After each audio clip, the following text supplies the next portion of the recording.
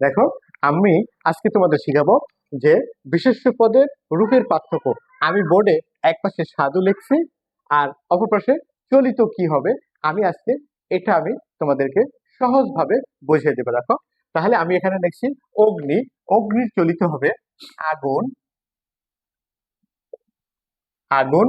পক্ষী চলিত হবে পাখি। ব্যাঘ্র চলিত হবে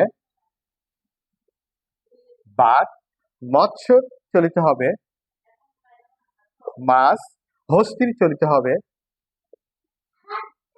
হাতি এবং দন্ত চলিত হবে দাঁত।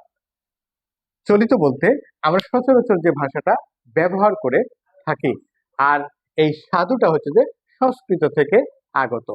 আর বর্তমানে আমরা সাধু এবং চলিত ভাষায় বাংলাতে বিভিন্ন গদ্য পদ্য লিখিত হয়। তাহলে কি আমরা আজকে বিশেষ্য পদের রূপের পার্থক্য, বিশেষ্য পদের ক্ষেত্রে এই চলিত এবং সাধুর মধ্যে এই পার্থক্যটা আমরা পরিলক্ষিত করতে পাই। পরবর্তীতে আমরা আমরা অব্যয়ের যে রূপের পরিবর্তন, এই ক্লাস নিয়ে আমরা পরবর্তীতে হাজির হব।